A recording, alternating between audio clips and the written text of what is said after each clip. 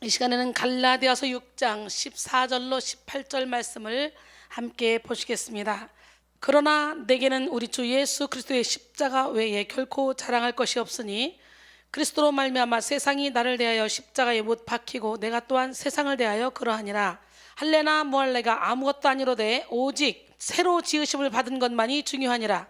무릇 이 규례를 행하는 자에게와 하나님의 이스라엘에게 평강과 긍휼이 있을지어다. 이후로는 누구든지 나를 괴롭게 하지 말라. 내가 내 몸에 예수의 흔적을 가지고 있노라.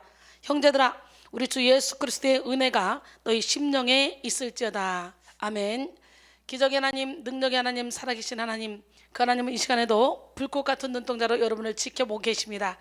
여러분이 어디에 있든지 하나님은 주무시지도 않고 졸지도 않으시고 바라보시면서 사랑내 딸아, 사랑내 아들아, 이 손을 잡아. 내가 너와 함께 할 거야. 내가 너를 도와줄 거야. 지금도 말씀하신 줄 믿습니다. 기적의 하나님, 능력의 하나님 앞에 주님 사랑한다고 한번 고백해 볼까요? 주님 사랑해요. 주님 사랑해요. 사랑합니다. 나 예수님. 함께 찬양합니다. 사랑합니다. 나의 예수님. 사랑합니다. 아주 많이요. 사랑합니다. 나의 예수님. 사랑합니다. 그것뿐이에요. 사랑한다 아들아. 내가 너를 잘 아노라. 사랑한다 내 딸아. 내게 축복 더하리라. 사랑합니다. 나의 예수님. 사랑합니다. 아주 많이요. 사랑합니다. 나의 예수님. 사랑합니다. 그것뿐이에요. 사랑한다 아들아. 내가 너를 잘 아노라.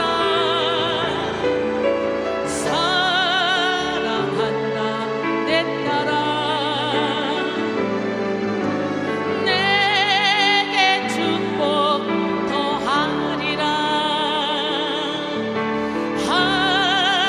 하나님께로 더 가까이 갑니다. 고통 가운데 계신 주님.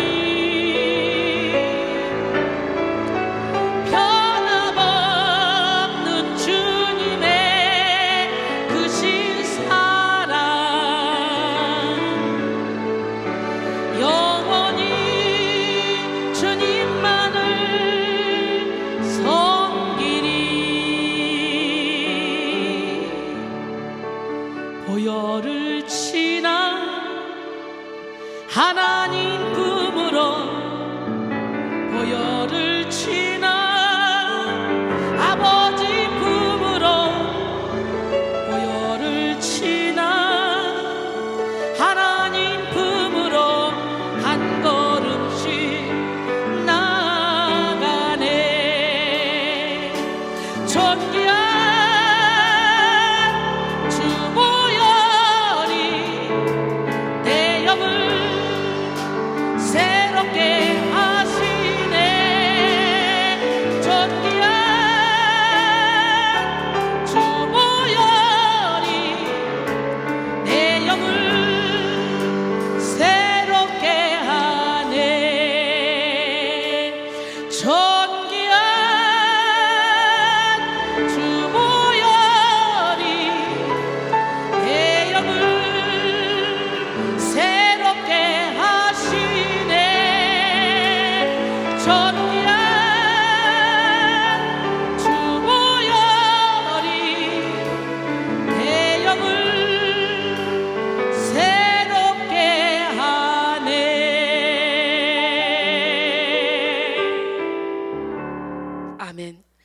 청각 장애를 가진 노선영 씨는 그녀의 책 보이는 소리 들리는 마음 여기에 자신의 이야기를 소개했습니다.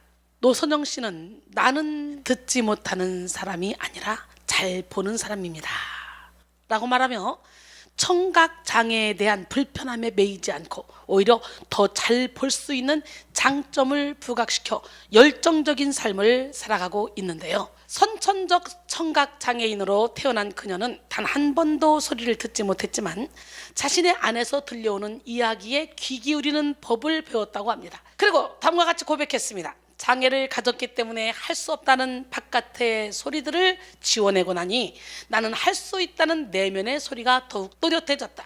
그 열정이 이끄는 삶 속에서 저자는 좌절의 순간마다 도전을 선택했다.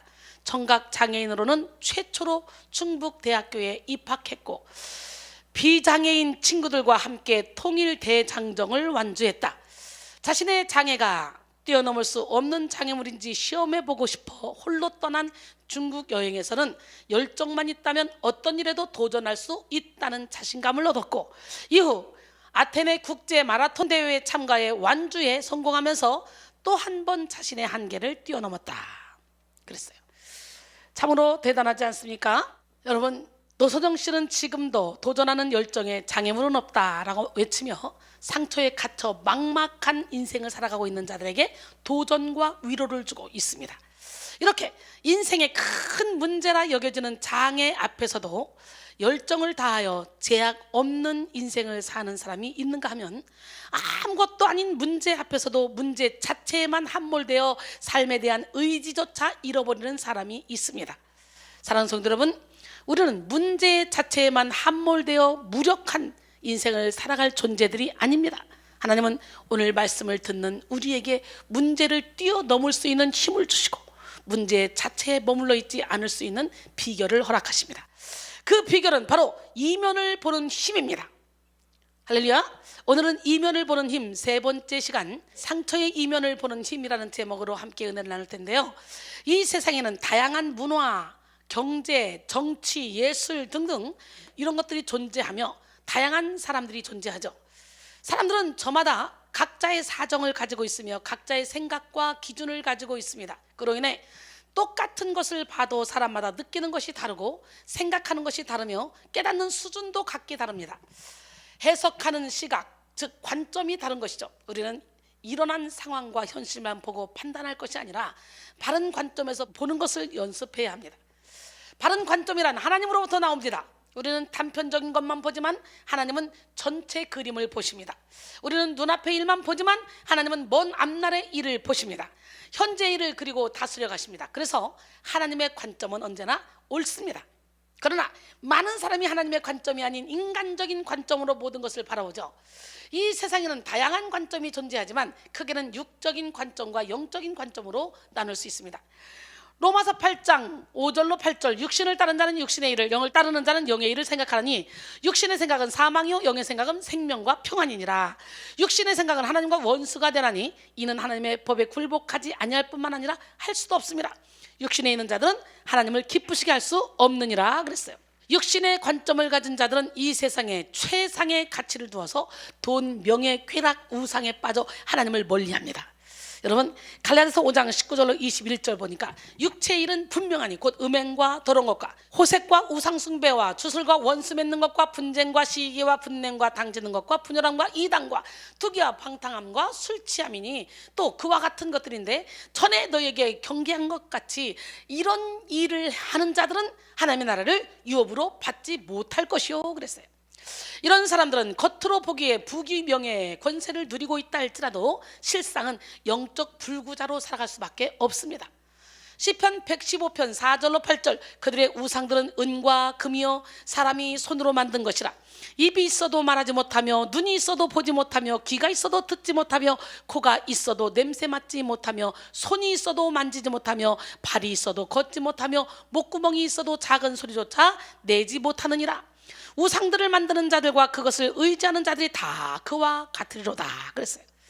그러나 영적 관점을 가진 자들은 천국에 최고의 가치를 두어 어떻게 하면 하나님을 기쁘시게 할 수 있을까 생각하며 먹고 마시는 것조차 하나님을 위한 일로 생각합니다. 또한 영의 관점을 가진 자들은 어그러지고 거스르는 세대 가운데 하나님의 뜻을 분별하여 하나님의 뜻을 이루는데 전심전력을 다하죠. 그러므로 특별히 그리스도인들은 영적 관점을 가져야 돼요. 영적 관점을 가지기 위해서는 먼저 영적 감각을 깨워야 합니다. 영적 감각은 고대의 오리게네스로부터 니사의 그레고리우스, 아우구스티누스, 중세의 보나벤투라를 거쳐 근현대의 웨슬리, 라너, 폰 발타자르에 이르기까지 발전적으로 계승된 중요한 신학적 사상입니다. 영적 감각은 영적인 것들을 지각하고 누릴 수 있게 하는 감각인데요, 폰 발타자르는 이렇게 말합니다. 내가 너에게 말하노니 통제 불능의 실존에 당당히 맞서는 자, 스스로 초월하는 게 아니라 내 초월의 은혜에 젖어 사는 자가 복이 있다.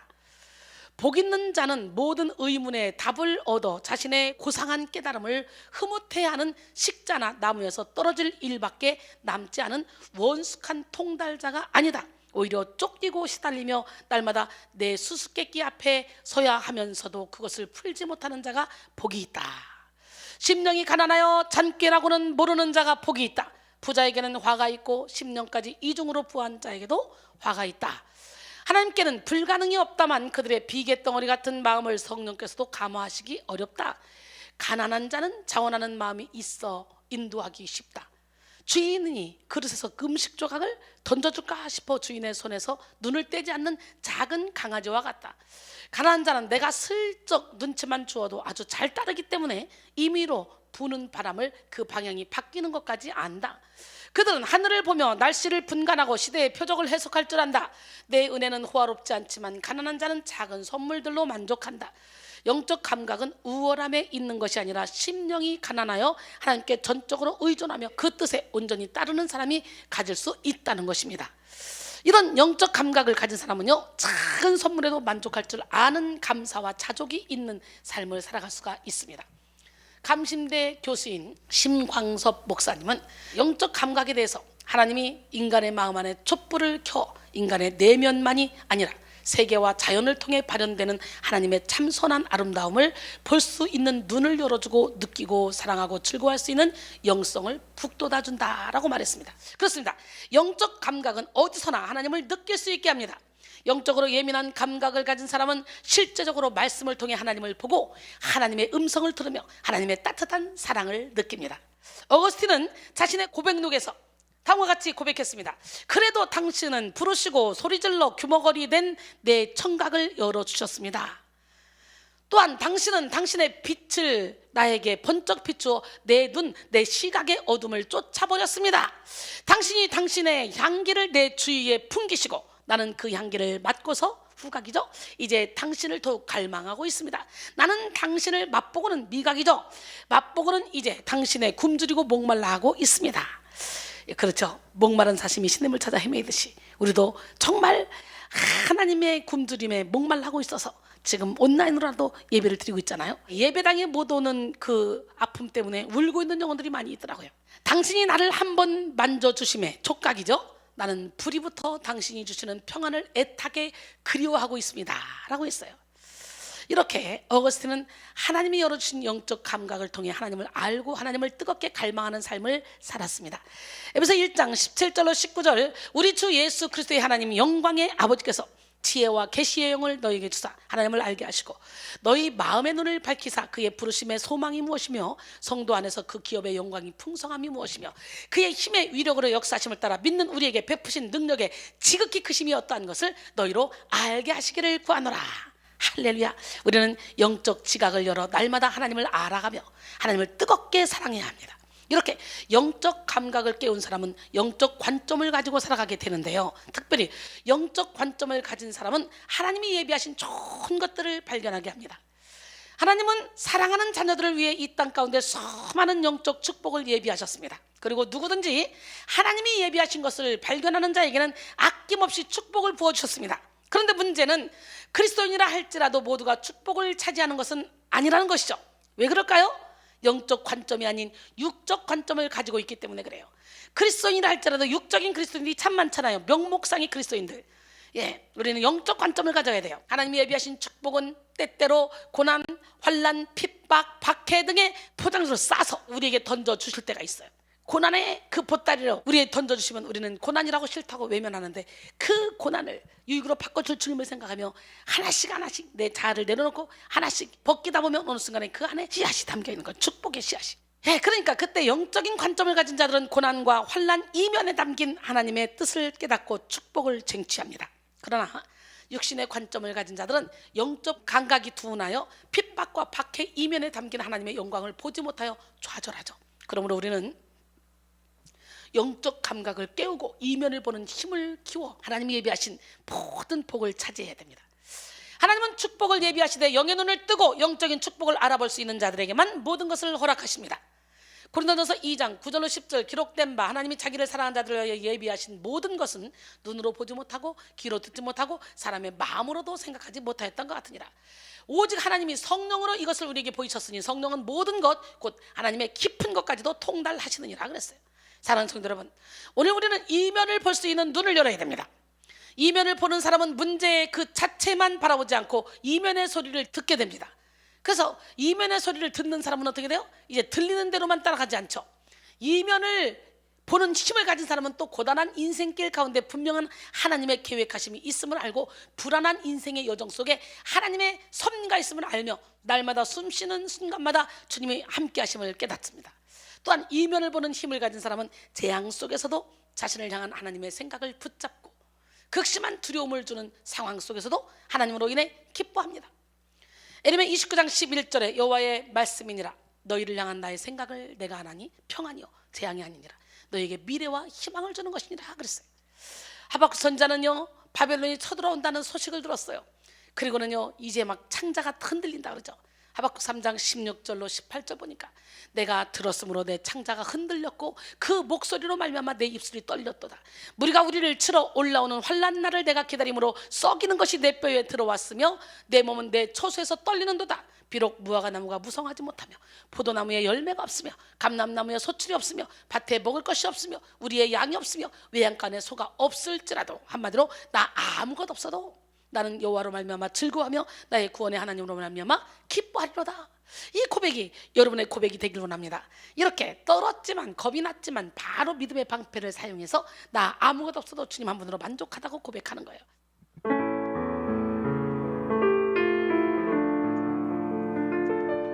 나 아무것도 없어도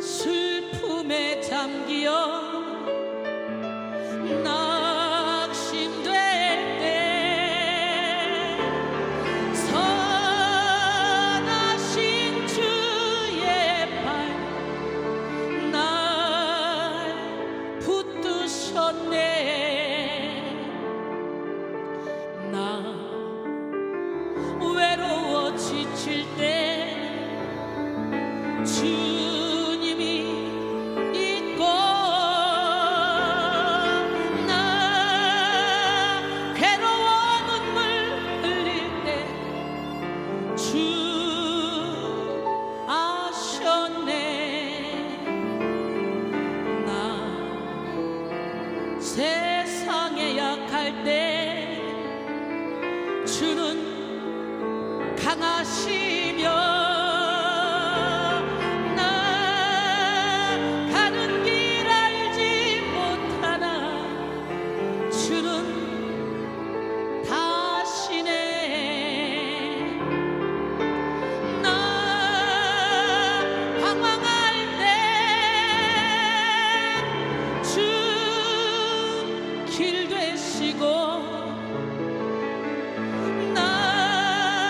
어떻게 해야 좋을지 모를 때 주 나와 동행하시네. 내 영혼에 찾아와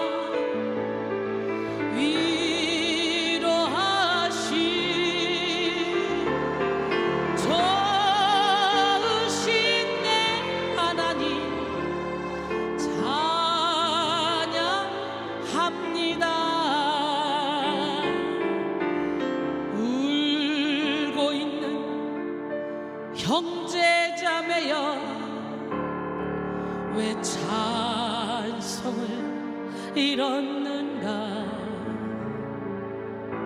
어둠 속에 찬송은 기적을 부른다오. 바울과 실라가 빌립보 감옥에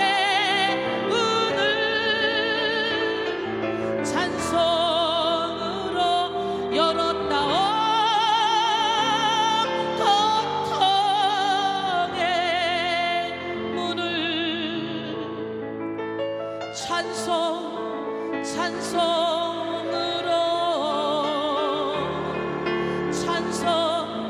찬송으로 울고 있는 형제자매여 왜 기도를 잃었는가. 어둠 속에 기도는 하늘 보자 흔든다오. 내 모든 사정 주님께 고백을 하여 위로받고 구원받아 참 평화를 영원토록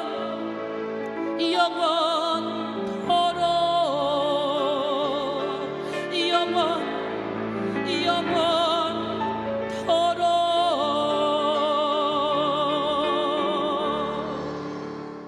여러분 하박국 선지자처럼 아무것도 없어도 주님 한 분으로 만족하다는 고백이 여러분 영혼 깊은 곳에서 나오길 원합니다.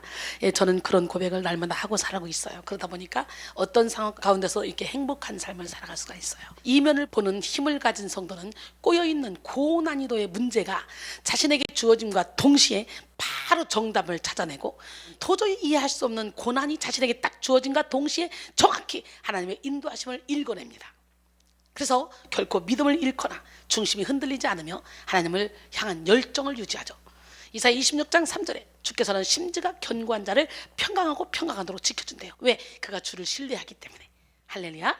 무엇보다도 이면을 보는 힘을 가진 성도는 죄로부터 자신의 영혼을 지키고 유혹으로부터 자신의 마음을 지킵니다. 그러므로 성도에게 있어서 이면을 보는 힘, 이 힘은 필수적으로 갖춰야 될 능력입니다. 그 중에서도 우리는 상처를 통해 상처의 이면을 보는 힘을 키워야 돼요.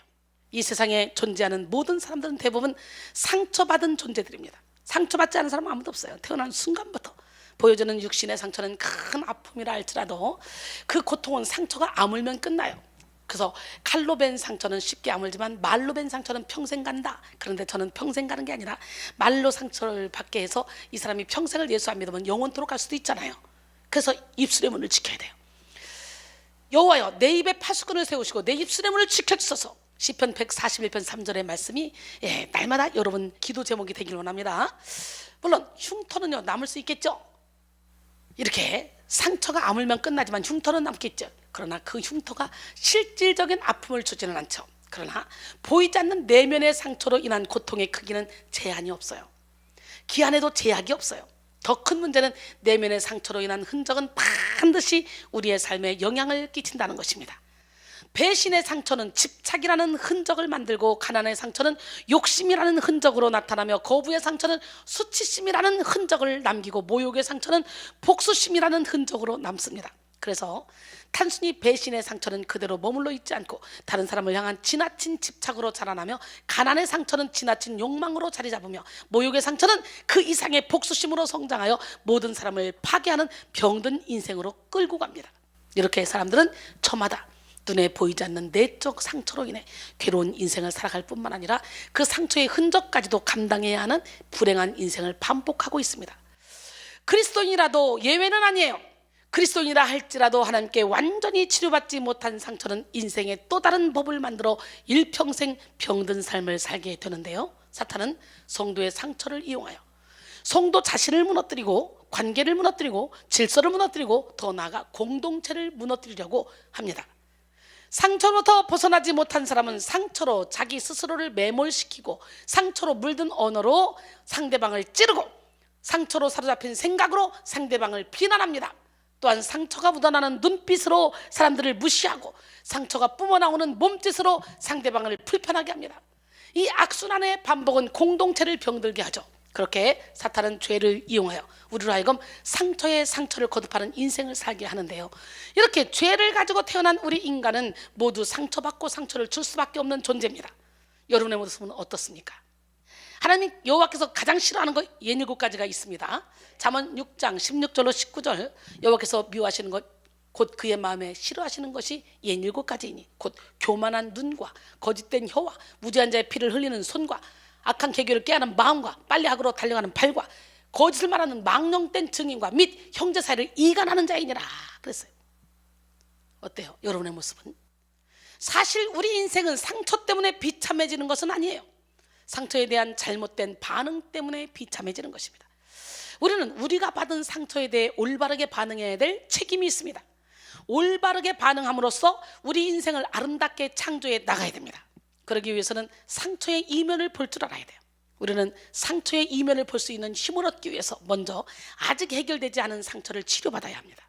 이 시간 은혜의 보좌 앞에 담대히 나가셔서 우리의 상처를 싸매시고 고치시는 하나님을 만나는 지혜로운 성도들이 되기를 원합니다.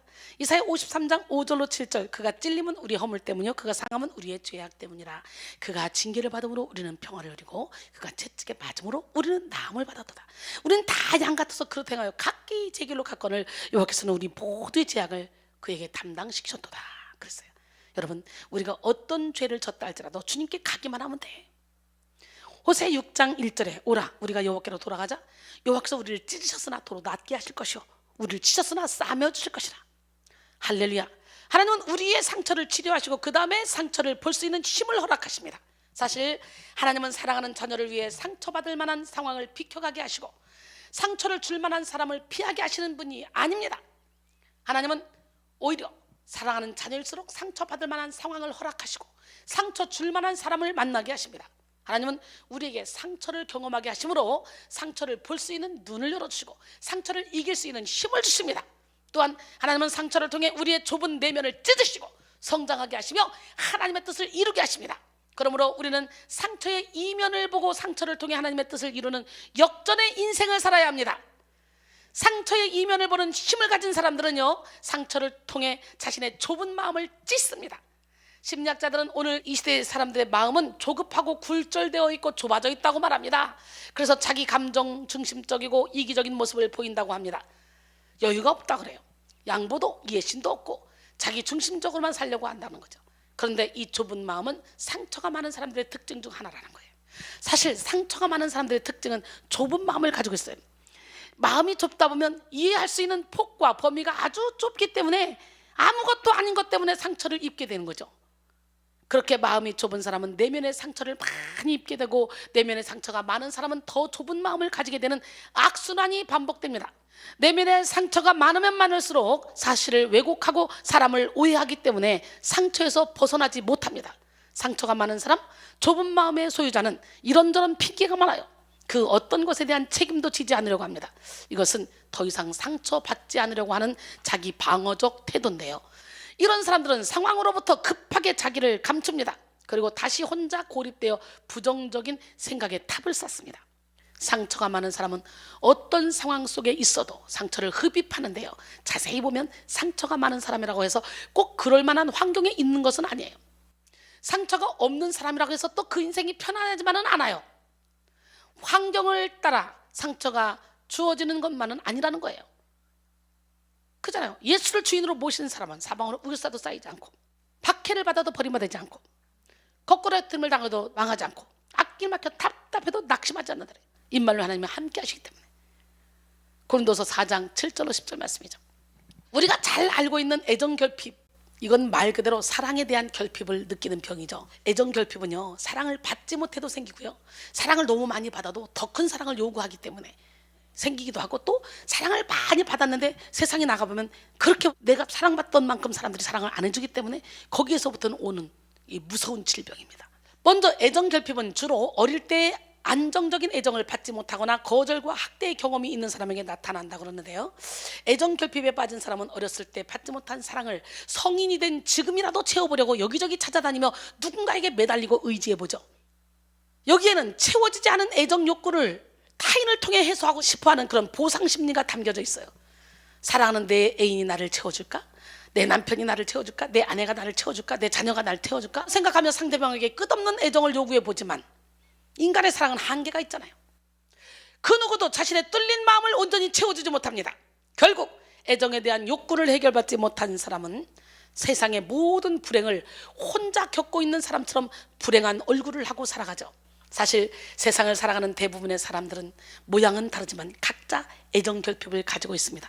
애정 결핍은 사랑을 받으려고 하지만 그만큼 채워지지 않을 때 나타나게 되죠.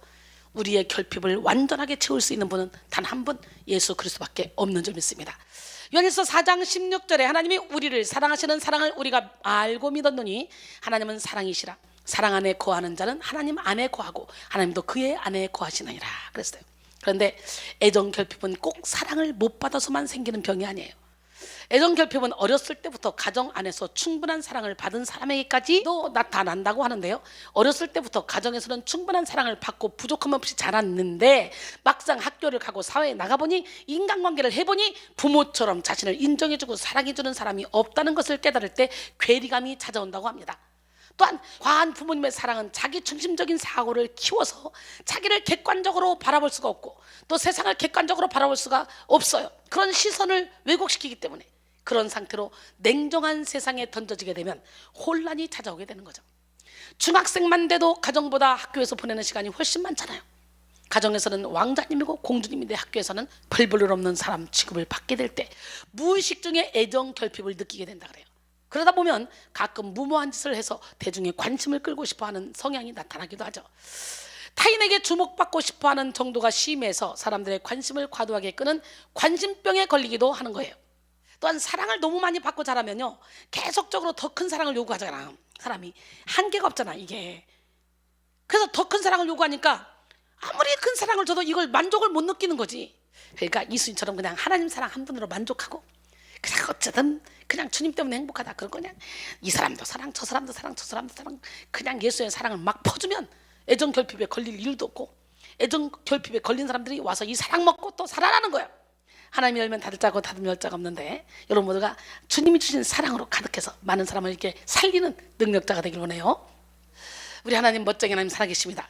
즉 사랑에 대한 상처는 사랑을 너무 못 받아도 생길 수 있고 사랑을 너무 많이 받아도 생길 수 있다는 거죠. 결과적으로 상처받을 사람은 어떤 상황에 있다 할지라도 상처를 받게 되고, 반대로 상처를 받지 않을 사람은 어떤 상황이 있어도 고난을 오히려 디딤돌로 밟고 올라가 상처를 받지 않는 거예요. 앞길이 막혔어? 그러면 지하를 뚫고, 아니면 아예 육교를 내서 가는 사람이야. 그게 누구야? 이순이잖아. 이순이. 할렐루야. 사실 인간은 누구나 상처로부터 자유할 수 없는 존재입니다. 상처를 받는다는 것 자체가 나라는 자아가 살아있다는 증거인데요, 하나님이 아닌 나 자신이 주인이 될 때 우리는 상처받을 수밖에 없어요. 즉 인간의 본성적 이기심과 자기 애로 인해 상처를 받는다는 거죠. 따라서 우리는 이 상처의 문제를 근본적 죄의 문제와 더불어 다루어야 합니다. 상처는 우리의 마음을 좁게 만들고 시야를 좁게 만들며 인생 자체를 좁게 만듭니다. 우리는 자신의 상처를 인정하고 하나님 앞에 모두 치료받아 상처를 통해 오히려 우리의 좁은 마음을 찢는 인생을 살아야 됩니다. 오스왈드 챔버스는 고난을 통과하며 그리스도를 깨닫게 된 사람들에게는 언제나 큰 변화가 있다.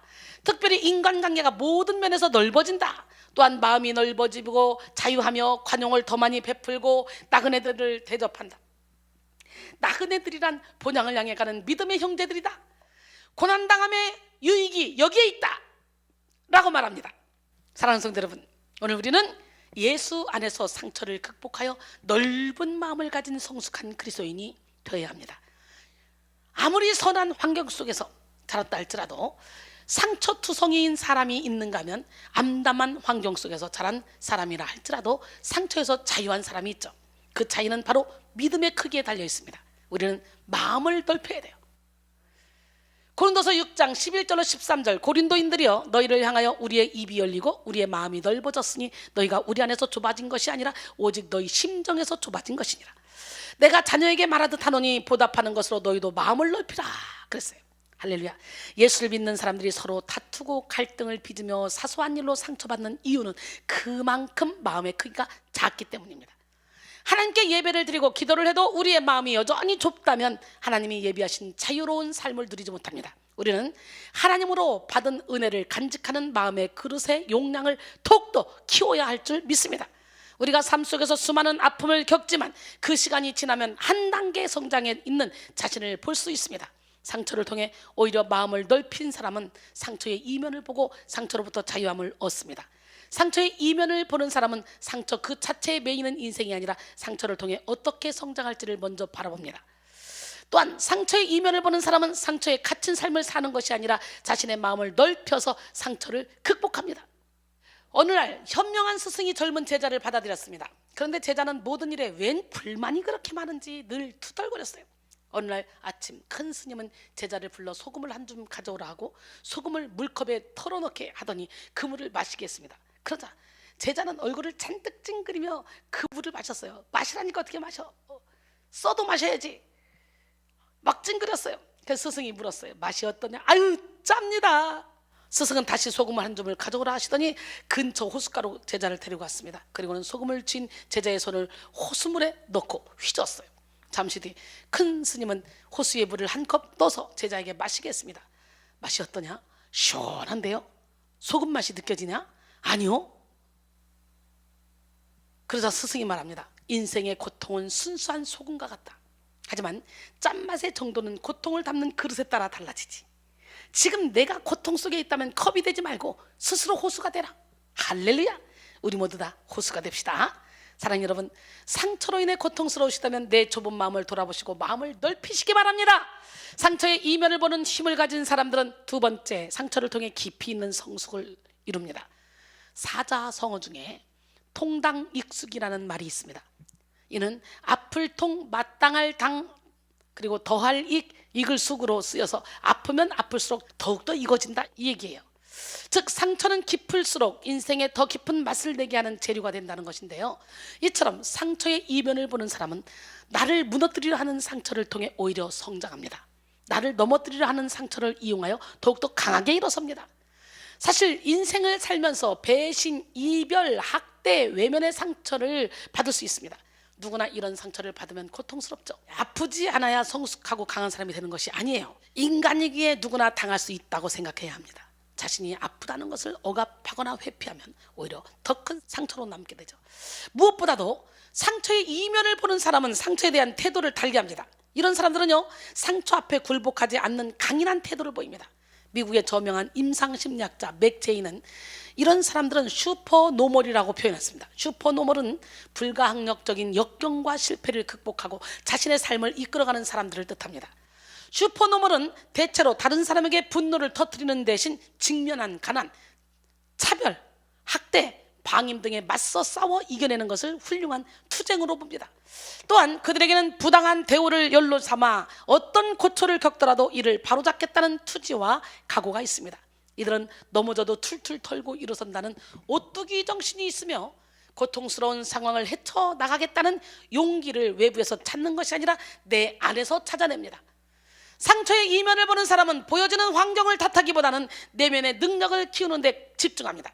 우리는 내면의 능력을 키워 영적으로 온전한 성숙을 이루어야 합니다.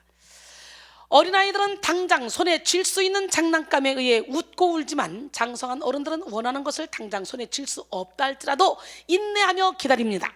마찬가지로 영적으로 어린 사람들은 당장 느껴지고 보여지는 것에 의해 울고 웃으며 신앙의 기복을 보이지만 영적으로 성숙한 사람들은 하나님의 때를 신뢰하며 기다릴 수 있는 여유를 갖습니다. 또한 영적으로 어린 성도들은 넘어졌을 때 홀로 일어설 수 있는 힘이 없지만 영적으로 성숙한 성도들은 넘어질지라도 다시 일어나며 오뚜기처럼 완전히 엎드러지지 않는 인생을 살아갑니다. 잠언 24장 16절에 대저 의인은 7번 넘어질지라도 다시 일어나리니와 악인은 재앙으로 말미암아 엎드러지느니라. 시편 37편 22절로 24절 주의 복을 받은 자들은 땅을 차지하고 주의 저주를 받은 자들은 끊어지리로다. 여호와께서 사람의 걸음을 정하시고 그의 길을 기뻐하시나니 그는 넘어지나 아주 엎드러지지 아니하면 여호와께서 그의 손으로 붙드심이로다 그랬어요. 할렐루야. 여러분 힘내세요. 상처 속에서 오히려 더 깊은 성숙의 향기를 나타낸 신앙의 선배들이 참 많이 있죠. 그 대표적 인물로서 우리는 다윗을 꼽을 수 있어요. 다윗은 사울을 통해 오랜 세월 쫓김을 받으며 말할 수 없는 상처에 노출된 삶을 살았습니다. 다윗이 잘못한 거 아무것도 없어요. 오히려 이스라엘을 살렸죠. 그 이스라엘의 적국인 블레셋 그 장수가 골리앗이 그렇게 조롱하고 그렇게 괴롭혔는데 그냥 물맷돌로 팍 한 방에 그냥 끝내버렸잖아요. 그러나 그는 이렇게 아무런 이유 없이 상처를 받고 있어요. 그러나 그는 그 모든 상처를 하나님께 올려드리며 결코 자기 내면을 망가뜨리지 않았다는 거예요. 그가 처음부터 영적으로 성숙했기 때문인가요? 그건 아니죠. 그도 스스로 감당치 못할 상처의 고통, 원통함, 억울함에 괴로워했었죠. 그는 많은 상처를 받은 사람이에요. 사울을 피해라면서도 상처를 받았지만 밧세바를 범하고도 엄청나게 자기 내면에 상처가 있었어요.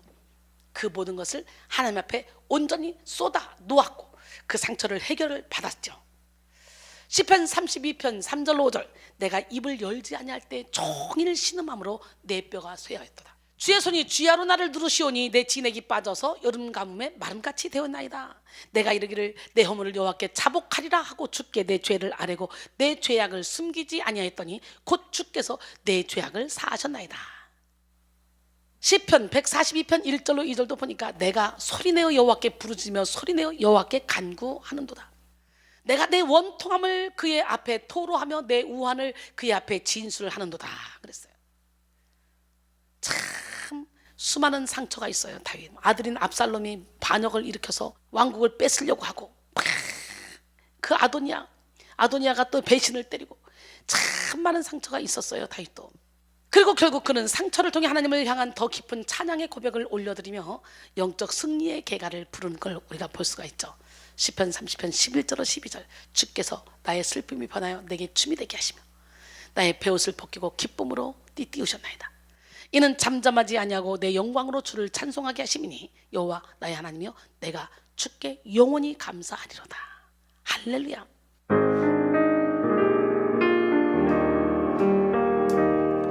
내 손을 주께 높이 듭니다. 내 찬양 받으신 주님 내 마음을 주께 활짝 엽니다. 내 찬양 받으신 주님 슬픔 대신 희락을 제 대신 왕관을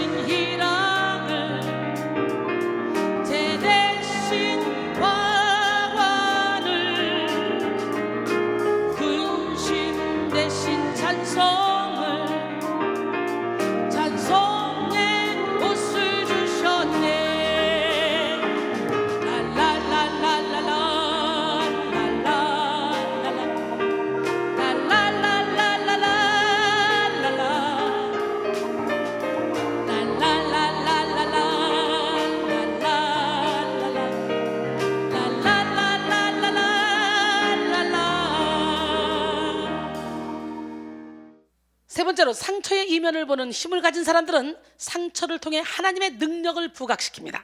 많은 사람들은 스스로 이겨낼 수 없는 이 상처 앞에 주저앉아 완전히 병든 인생을 살아가거나 인생에 대한 의지를 놓아버리죠. 그러나 상처의 이면을 보는 힘을 가진 사람들은요, 상처가 깊으면 깊을수록 하나님의 깊은 사랑을 느끼며 상처가 크면 클수록 자신을 향한 하나님의 큰 계획하심을 바라봅니다. 그렇잖아요. 빚을 많이 진 사람이 더 많이 감사하는 것처럼, 그리고 자신의 상처를 통해 역전의 은혜를 베푸실 하나님의 능력을 실현시킵니다. 황태영의 수필, 풀이 받은 상처는 향기가 된다에 나오는 글입니다. 사람은 상처를 받으면 비명을 지르거나 욕을 하거나 화를 낸다. 분노하고 고함 지르고 보복하려 하고 때로는 좌절한다. 그러나 풀은 상처를 받았을 때 향기를 내뿜는다. 그 향기는 그냥 만들어지는 것이 아니다. 바람에 쓰러지고 비에 젖고 찬소리에 떨어야 한다. 땅 밑까지 휘어지고 흙탕물에 젖어도 꺾이지 않아야 한다. 보살펴주는 이 없는 거친 들판에서 억센 발에 짓밟혀도 새로이 솟구쳐야 한다. 고통과 시련에 굴하지 않고 오해와 억울함에 변명하지 않고 꿋꿋하고 의연하게 다시 제자리로 일어서야 한다. 풀의 향기에는 살을 에이는 아픔이 숨어있다. 그러나 풀은 말하지 않는다. 그저 조용하게 항상 향기로 미소 지을 뿐이다. 상처는 다 아픔과 도끼가 되는 줄 안다. 그러나 향기가 되는 상처도 있다. 상처가 향기가 되면 가슴 저린 아름다움이 묻어난다. 상처받은 풀이 내뿜는 향기는 상대를 감동시키고 취하게 한다. 향나무는 자기를 찍는 도끼에 향기를 묻혀준다. 향나무의 입장에서 보면 자기를 찍는 도끼는 원수다. 그럼에도 향나무는 자신의 아픔을 뒤로하고 몸에 아름다운 향을 묻혀준다. 피아의 구별이나 원망은 사라지고 관용과 화해만 있을 뿐이다. 진짜 향나무와 가짜 향나무의 차이는 도끼에 찍히는 순간 나타난다. 평소 겉모습은 같아 보이지만 고통과 고난이 닥치면 진짜는 향기를 내뿜지만 가짜는 비명만 지르고 만다. 사람도 마찬가지다. 재물의 크기가 아니라 내뿜는 향기와 비명에 따라 그 품격이 결정된다. 내가 세상을 향해 매연을 뿜어내면 남들만 상처받는 것이 아니라 내 호흡기도 해를 입게 된다. 결국은 그 도끼가 나에게 되돌아오게 되는 것이다. 상처와 분노를 향기로 내뿜어야 나도 향기로워질 수 있다. 깊은 향, 아름다운 세상은 그렇게 함께 만들어가는 것이다 라고 했어요. 여러분 멋있지 않아요? 요셉은 상처로 인해 인생을 마감할 수밖에 없는 상황 속에서도 하나님의 능력을 바라보며 그 능력을 증거하는 삶을 살았습니다. 요셉은 태어나면서부터 아버지 야곱의 사랑을 독차지했어요. 많은 형제들 사이에서 특별한 사랑을 받은 요셉은 하나님께도 특별한 사랑받는 자였습니다. 그로 인해 요셉은 형들의 시기와 질투의 대상이 되었고 후에는 형들의 손에 의해 노예로 팔리게 되었죠. 요셉에게는 더 이상 아버지를 볼 수 없다는 이별의 상처, 형들에게 버림받았다는 배신의 상처, 이 모든 상황을 허락하신 하나님에 대한 불신의 상처가 남을 수밖에 없었겠죠. 그러나 요셉은 상처의 이면을 바라봤어요. 요셉은 상처에 매이지 않고 노예로 팔려갔을 때에도 하나님이 함께 하심을 먼저 바라봤어요. 그리고 하나님은 그런 요셉을 형통하게 해주셨어요. 창세기 39장 1절로 3절, 요셉이 이끌려 애굽에 데려가매 바로의 신하 친위대장 애굽 사람 보디발이 그를 그리로 데려간 이스마엘 사람의 손에서 요셉을 산이라. 여호와께서 요셉과 함께 하심으로 그가 형통한 자가 되어 그의 주인 애굽 사람의 집에 있으니 그의 주인이 여호와께서 그와 함께 하심을 보며 또 여호와께서 그의 범사에 형통하게 하심을 보았더라. 그래서 가정총무로 삼았잖아요.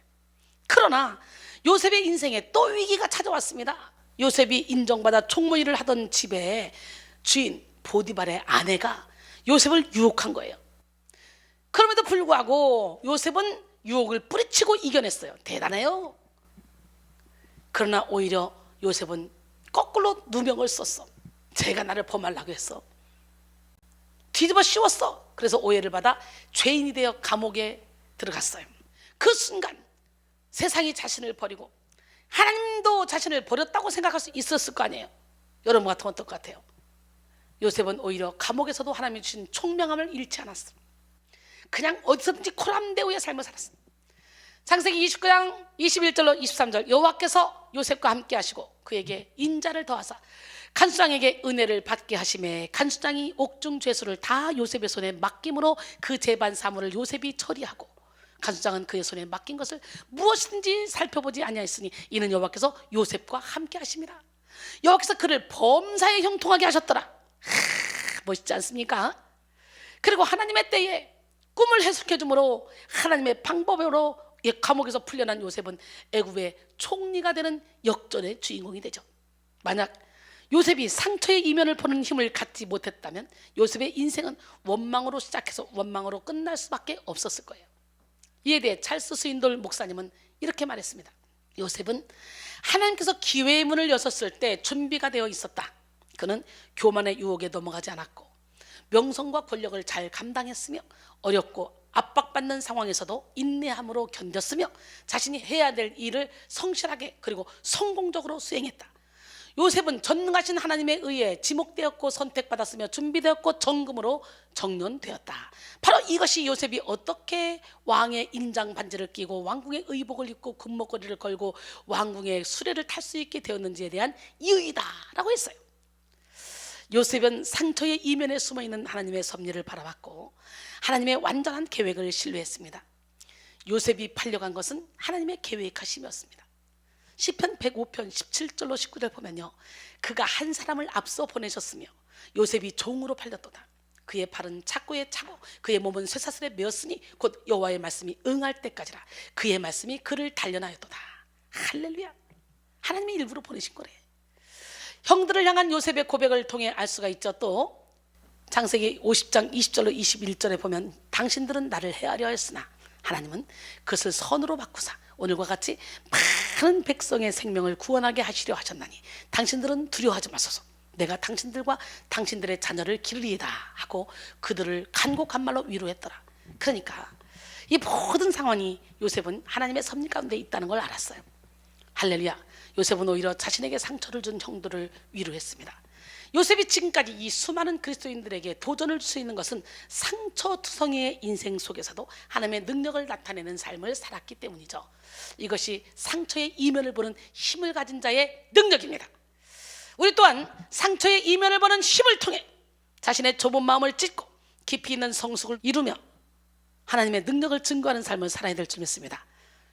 요에서 2장 13절로 14절 보면요, 너희는 옷을 찢지 말고 마음을 찢고 너희 하나님께로 돌아올지어다.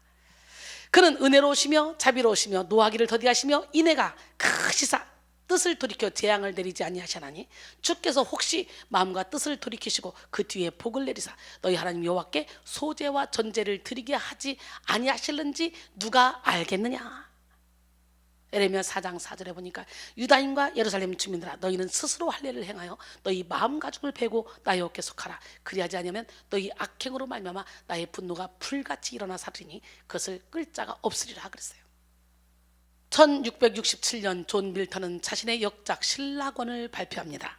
신라권은 인간의 타락과 구원을 주제로 하는 총 12권의 기독교 대서사시로 밀턴의 언어학적, 신학적 지식이 결집되어 있는 책입니다.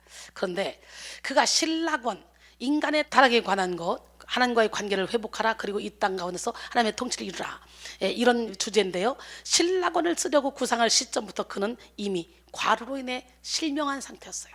그래서 그는 딸에게 일일이 원고를 불러주며 구술하는 방식으로 책을 썼다고 합니다. 더더욱이 그 시절은 그가 외교 보좌관으로 오랫동안 지지했던 올리버 크로멜을 필두로 한 청교도 혁명이 실패로 끝나고 실명으로 인해 겨우 사형만은 면한 채 모든 정치적 사회적 지위를 잃고 몰락했을 때였습니다.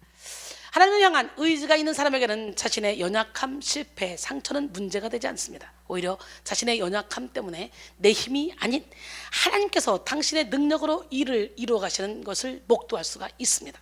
상처의 이면을 보는 눈을 가진 사람은 왜? 라고 질문하지 않고 어떻게? 라고 질문합니다. 여러분은 왜? 라고 질문하는 인생을 살아가십니까? 아니면 어떻게? 라고 질문을 하며 살아가고 계십니까? 우리의 인생의 왜에 대한 답은 하나님이 정확히 가지고 계십니다. 때로 우리는 그것을 정확히 알지 못할 수도 있어요. 그러나 하나님을 향한 신뢰는 그렇다고 할지라도의 삶을 살게 합니다. 그러니까 무슨 문제가 터질 때 왜 내게 이런 문제가 아니고 이걸 어떻게 해결할까? 이걸 어떻게 수습할까? 할렐루야. 이런 문제가 있다 할지라도 왜라는 이유를 달지 말고 그렇다 할지라도 이런 삶을 살아야 돼요. 오늘 본문의 저자 사도 바울은 상처의 이면을 보는 힘을 가졌던 사람이었습니다. 사도 바울은 그 누구보다도 예수를 위해 박해받았으며 상처받은 자였어요. 그러나 바울은 자신이 입은 상처를 통해 예수 그리스도를 증거하기로 결단했습니다. 갈라디아서 6장 17절에 그 이후로는 누구든지 나를 괴롭게 하지 말라. 내가 내 몸에 예수의 흔적을 지니고 있노라 그랬어요. 흔적을로 번역된 스티그마타는 찌르다라는 뜻의 동사 스티조에서 유래하여 잘린 자국을 의미합니다.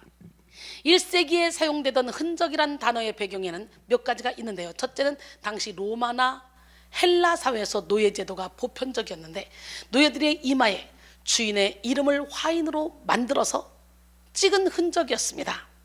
이 경우는 그 노예가 상전의 소유물이라는 사실을 표시한 것입니다.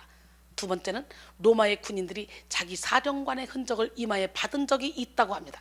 이 경우는 사령관의 명령에 절대 복종하겠다는 표시입니다.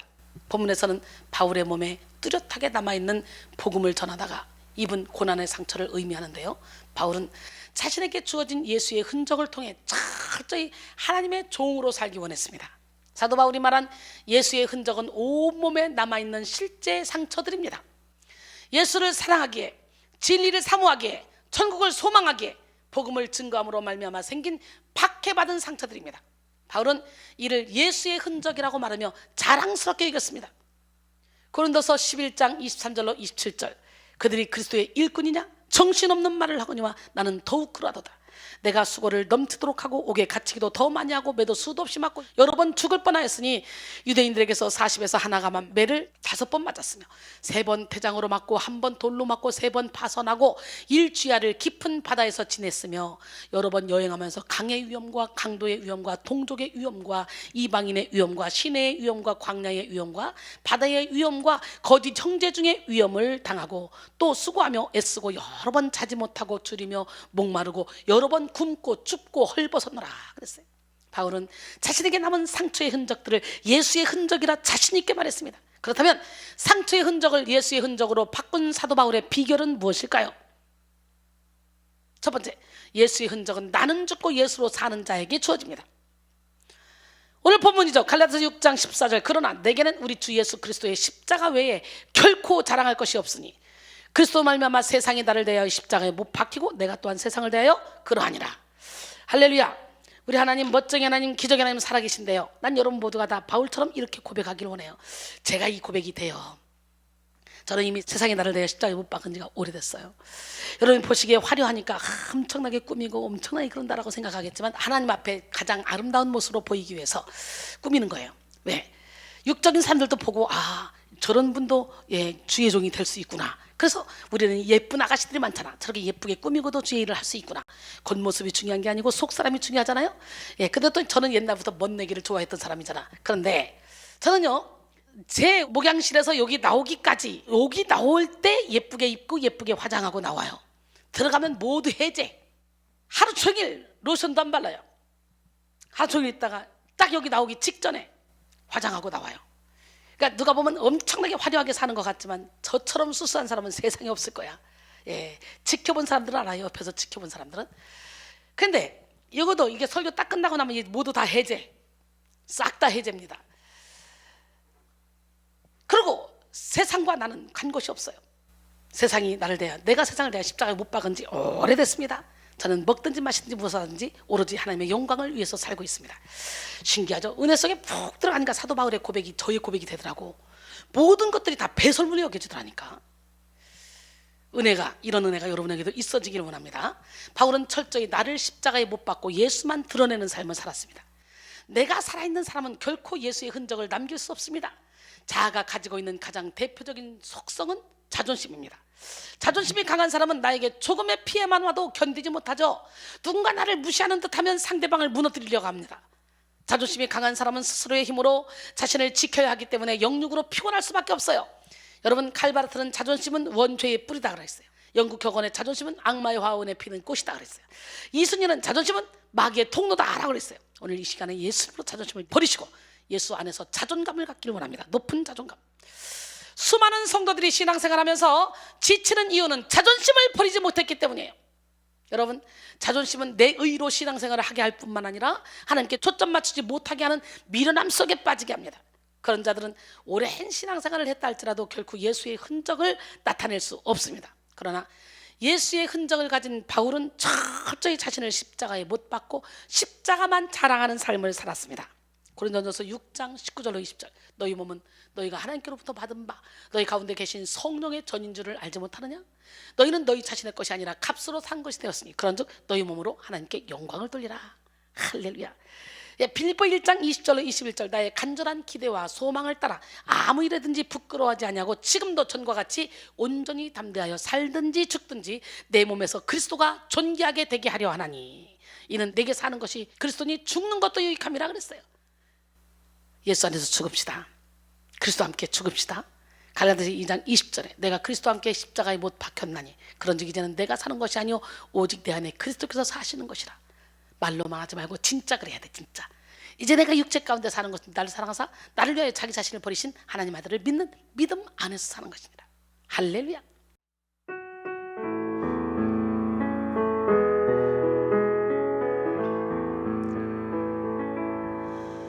내가 그리스도와 함께 십자가에 못 박혔나니 그런즉 이제 내가 산 것 아니요 오직 내 안에 예수께서 사신 것이라. 이제 내가 육체 가운데 사는 것은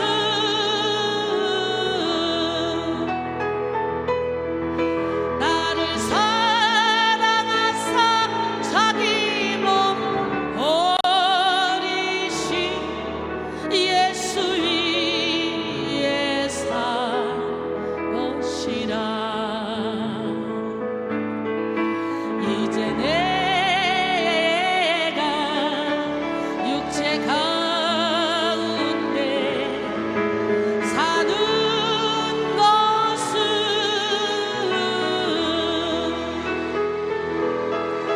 나를 사랑하사 자기 몸 버리신 예수 위에 산 것이라.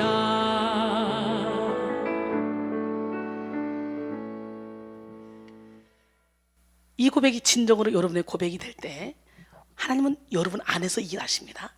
우리가 죽는 만큼 하나님이 우리 안에 거하실 수 있으며 우리가 죽는 만큼 하나님의 능력이 우리를 주관할 수 있습니다. 죽으라니까 이렇게 죽으라는 얘기가 아니고 우리의 자존심을 죽이고 우리의 생각을 죽이고 우리의 이론을 죽이고 우리의 꿈과 소망까지도 죽이고 우리 주님이 주시는 소망 꿈을 가지고 주님이 주시는 능력으로 살라는 이 얘기예요.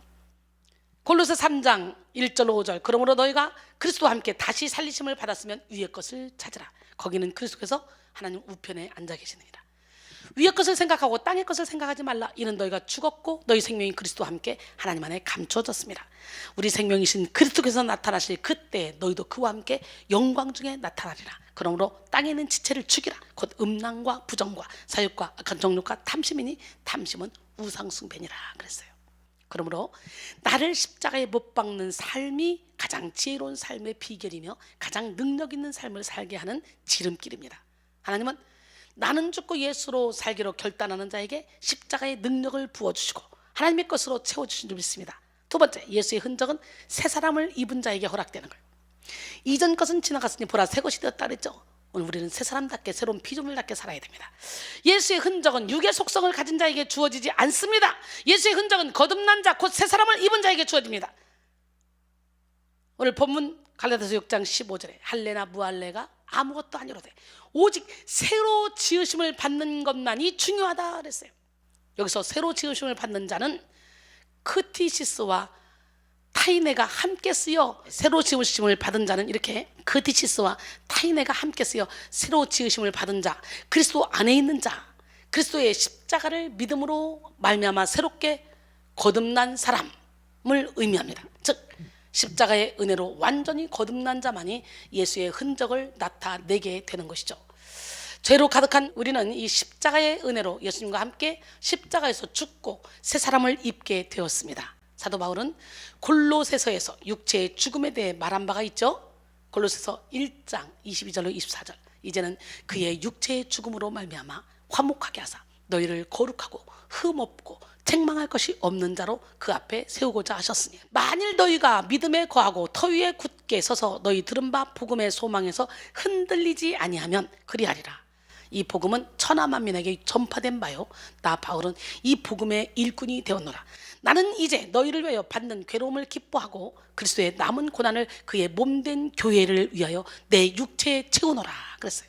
우리는 예수 안에서 새 사람을 입은 자가 될 수 있습니다. 그리스도인은 생명 되시는 주님 안에 거할 때 숨 쉴 수가 있어요. 그러므로 우리는 죄를 따르는 옛사람을 벗어버리고 영의 새 사람으로 거듭나야 합니다. 그런데 우리가 과거의 옛사람을 버리고 새 사람을 입기 위해서는요, 과거의 상처와 직면하는 시간이 필요한 거예요. 과거로부터 도망치는 것이 아니라 직면할 때 우리의 상처가 드러나게 되죠. 아프죠, 힘들죠. 그러나 직면해야 돼요. 그 상처를 하나님께 내어드릴 때에 우리의 상처를 치유해 주십니다. 우리가 골무면 짜야 되잖아요. 드러내야 되잖아요. 암덩어리가 있으면 드러내야 되잖아요. 아프지만 부끄럽다고 감추면 죽죠. 그런 것처럼 다 드러내고 하나님 앞에 치유함 받고 새 사람으로 거듭나는 우리 모두가 되기를 바랍니다. 기적의 하나님은 살아계십니다. 여러분 에베소 4장 22절로 24절 너희는 유혹의 욕심을 따라 썩어져가는 구습을 따르는 옛사람을 벗어버리고 오직 너희 심령이 새롭게 되어 하나님 따라 의와 진리의 거룩함으로 지으심을 받은 새 사람을 입으라 그랬어요. 존 스토트는 그의 책 새 사람에서 그리스도와 하나가 됨으로써 우리는 의롭게 된 죄인의 삶, 전적으로 새로운 삶을 살게 되었습니다. 옛 생활은 끝났어요. 우리는 그것에 대해 죽었어요. 형벌을 이미 치렀어요. 이제 의롭게 된 상태로 다시 일어났습니다. 그리스도와 함께 죽었고 부활한 것이죠. 율법이 더 이상 우리를 건드릴 수 없는 것은 죄에 대한 벌이 치러졌기 때문입니다 라고 말합니다.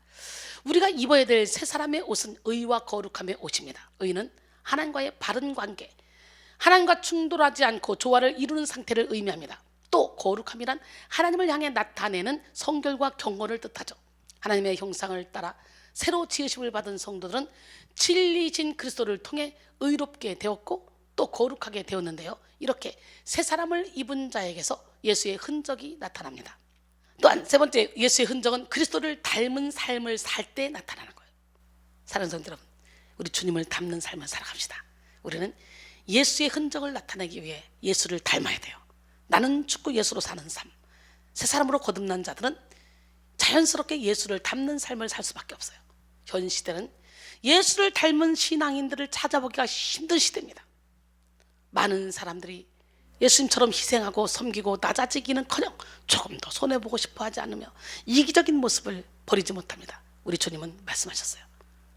누가복음 6장 38절에 주라 그리하면 너에게 줄 것이니 곧 후이되어 누르고 흔들어 넘치도록 하여 너에게 안겨주리라. 너희가 헤아리는 그 헤아림으로 너희도 도로 헤아림을 받을 것이라 그랬어요. 잠언 11장 24절로 25절 흩어 구제해도 더욱 부하게 되는 일이 있나니 과도히 아껴도 가난하게 될 뿐이라. 구제를 좋아하는 자는 풍족하여질 것이요 남을 윤택하게 하는 자는 자기도 윤택하여지리라 그랬어요. 할렐루야. 마태복음 10장 41절로 42절 선지자의 이름으로 선지자를 영접하는 자는 선지자의 상을 받고 의인의 이름으로 의인을 영접하는 자는 의인의 상을 받을 것이며 또 누구든지 제자의 이름으로 이 작은 자 중 하나에게 냉수 한 그릇이라도 주는 자는 내가 진실로 너에게 이르노니 그 사람이 결단코 상을 잃지 아니하리라 하시니라 그랬어요. 할렐루야. 우리 베풀며 나누며 섬기며 살아갑시다.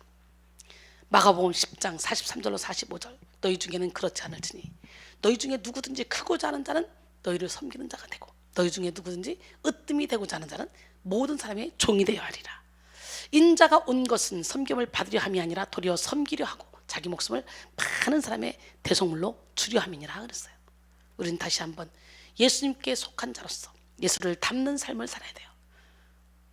섬기고 나누고 베풀며 살아가는 우리 모두가 되기를 합니다. 우리 하나님은 살아계십니다. 길버트 비어스는 예수를 닮은 삶에 대해 다음과 같이 설명했습니다. 그리스도를 닮는 것은 무엇보다도 내부에서 시작되는 것이다. 그것은 그분이 우리 안에 거하시면서 우리를 통해서 사시도록 허락하는 것이다. 우선 우리는 그분이 우리의 구주로서 우리 안에 거하시도록 초대해야 한다. 그 다음 우리는 그분의 삶과 말씀을 연구하여 그분의 마음이 어떤 것인지를 배워야 한다. 끝으로 우리는 그분이 우리를 통해 그분의 삶을 사시도록 맡겨야 한다. 이렇게 할 때 우리 안에 거하시는 그리스도께서 우리의 삶을 통해 나타나실 것이며 이것이 바로 그리스도를 닮는 것이다 라고 했어요. 할렐루야. 예수의 흔적을 가진 바울은 예수님처럼 성도들을 사랑했고 예수님처럼 인내했으며 예수님처럼 제자들을 양성했고 예수님처럼 열정적으로 살았으며 예수님처럼 하나님의 영광을 위해 자신을 불살랐습니다. 예수님의 흔적을 가진 바울은 삶으로 예수를 증거했으며 예수 그리스도를 닮는 삶을 살아 하나님께 영광 돌리는 인생을 살았어요. 고린도전서 11장 1절에 내가 그리스도를 본받는 자가 된 것 같이 너희는 나를 본받는 자가 되라고까지 했잖아요. 결론적으로 오늘 우리는 상처의 이면을 보는 힘이라는 제목으로 함께 은혜를 나눴어요. 성도에게 있어서 이면을 보는 힘은 필수적으로 갖춰야 될 능력입니다. 특별히 오늘 우리는요, 상처의 이면을 보는 힘을 키워야 되는데요, 이 세상을 살아가면서 우리는 상처 주는 사람을 만나지 않을 수 없어요. 또 상처 받을 만한 상황에 직면하지 않을 수도 없어요. 그러나 상처에 매이지 않는 인생을 살아갈 수는 있어요. 예수를 주인으로 모심으로 예수의 마음을 품으로 상처에 묶이지 않는 삶의 비결은 바로 상처 이면을 보는 힘에 있어요. 하나님은 때로 우리의 삶의 상처를 허락하셔서 우리의 내면을 변화시킵니다. 그래서 상처를 보는 힘을 가진 사람들은 상처를 통해 자신의 좁은 마음을 찢어버립니다. 상처를 통해 깊이 있는 성숙을 이룹니다. 상처를 통해 하나님의 능력을 부각시킵니다. 특별히 일평생 수많은 상처를 경험한 바울은 자신에게 남은 상처의 흔적들을 예수의 흔적이라고 자신 있게 말했습니다. 바로 상처의 이면을 보는 힘을 가졌기 때문이죠. 상처의 이면을 바라본 바울은 상처의 흔적을 예수의 흔적으로 만들어서 예수를 나타내는 삶을 살았습니다. 우리 또한 상처의 흔적으로 아파하는 인생이 아니라 오히려 예수의 흔적으로 전환시켜야 되겠죠. 예수의 흔적은 나는 죽고 예수로 사는 자에게 주어집니다. 예수의 흔적은 새 사람을 입은 자에게 허락됩니다. 예수의 흔적은 예수 그리스도를 닮은 삶을 살 때 나타납니다. 그러므로 상처의 이면을 보는 힘으로 상처를 이기고 예수의 흔적을 나타내어 많은 영혼을 주님께로 인도하는 축복의 통로가 되시기를 주님의 이름으로 축원합니다. 할렐루야. 하나님은 살아계십니다. 오늘 여러분 모두가 다 상처의 이면을 보는 힘을 받으시고 오히려 그 상처를 딛고 올라가서 많은 사람들의 상처를 치료할 수 있는 상처 입은 치유자가 되기를 원합니다. 내가 고난을 당해보고 내가 상처를 받아봐야 상처마다 아파 떼글떼글 구르는 사람들의 마음을 알 수가 있고 그들을 위로할 수가 있고 그들을 치료할 수가 있는 거예요.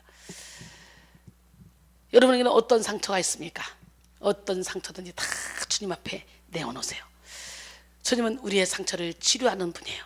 마음속에 어려움이 있을 때 함께 찬양하면서 살아계신 하나님을 온몸으로 체험하기를 원합니다.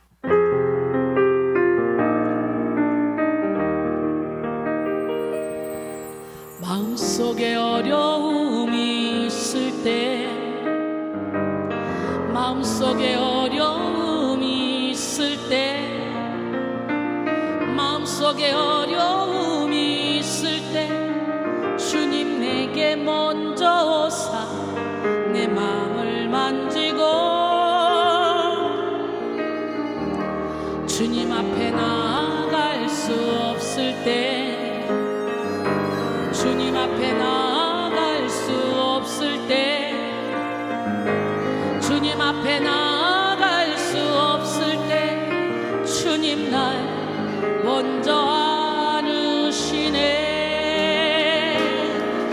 그렇다고 할지라도 날 사랑하시는 내 하나님의 사랑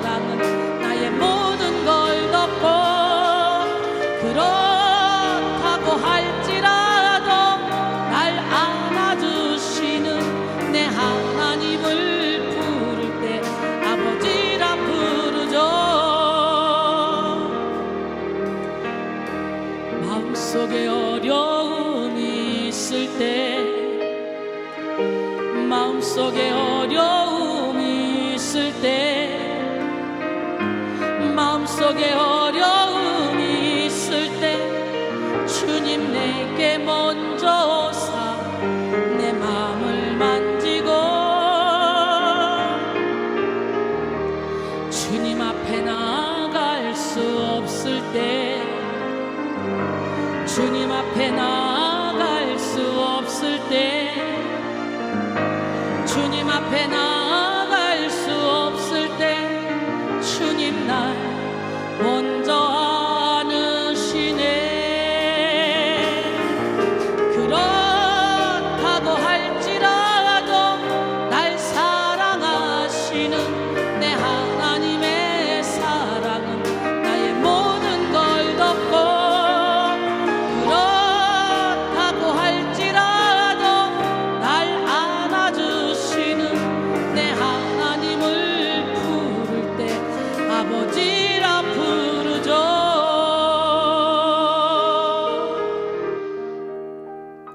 할렐루야. 우리 하나님 이미 갈보리 십자가에서 모든 우리의 죄를 다 해결해 놓으셨습니다. 갈보리 십자가의 그 주님을 바라봅시다.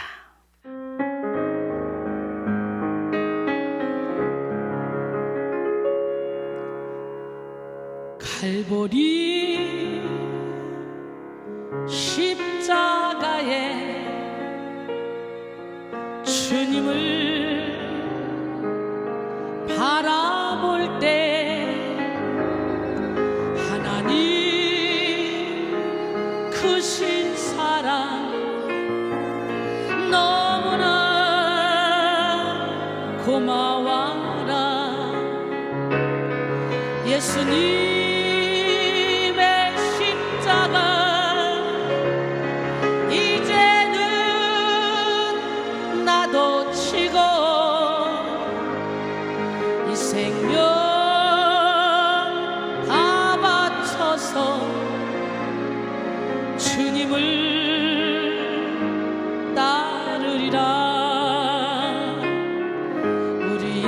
우리에게 믿음과 소망을 주시며 사랑으로 세상을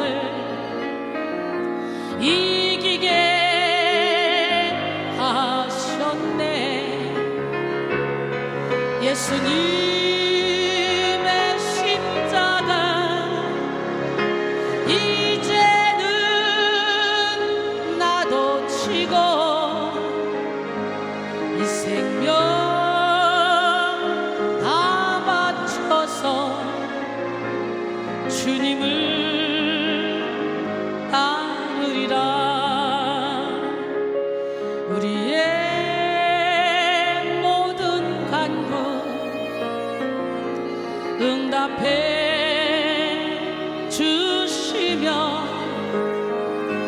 기도의 은혜로서 충만케 채우시네. 예수님의 십자가 이제는 나도 치고 이 생명 다 바쳐서 주님을 따르리라. 우리에게 믿음과 소망을 주시며 사랑으로 세상을 이기게 하셨네. 예수님의 십자가 이제는 나도 치고 이 생명 다 바쳐서 주님을 따르리라. 내 주의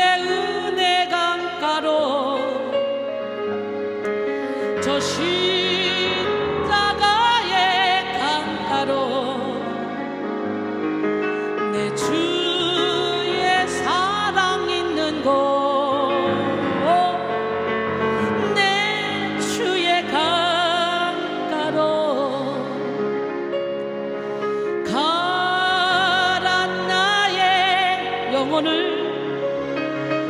생수로 가득 채우소서. 피곤한 내 영혼 위에 내 주의 은혜 강가로 저 십자가의 강가로 내 주의 사랑 있는 곳 내 주의 강가로 죄짓 맡은 우리 구주 어찌 좋은 친구인지 걱정 근심 무거운 짐 우리 주께 맡기세. 시험 걱정 모든 괴로움 없는 사람 누군가 부질없이 낙심 말고 기도드려 아뢰세. 이런 진실하신 친구 찾아볼 수 있을까? 우리 악함 아시오니 어찌하니 아뢰까? 근심 걱정 무거운 짐 아니 진짜 누군가 피난처는 우리 예수 주께 기도드리세. 세상 친구 멸시하고 너를 조롱하여도 예수 품에 안기어서 참된 위로받겠네. 성령 받으라 성령 받으라 예수 내게 말씀하셔서. 성령 받으라 성령 받으라 예수 내게 말씀하셔서. 할렐루야 성령 받았네 나는 성령 받았네. 할렐루야 성령 받았네 나는 성령 받았네. 능력 받으라 능력 받으라 예수 내게 말씀하셔서. 능력 받으라 능력 받으라 예수 내게 말씀하셔서. 할렐루야 능력 받았네 나는 능력 받았네. 할렐루야 능력 받았네 나는 능력 받았네. 치료받으라 치료받으라 예수 내게 말씀하셔서. 치료받으라 치료받으라 예수 내게 말씀하셔서.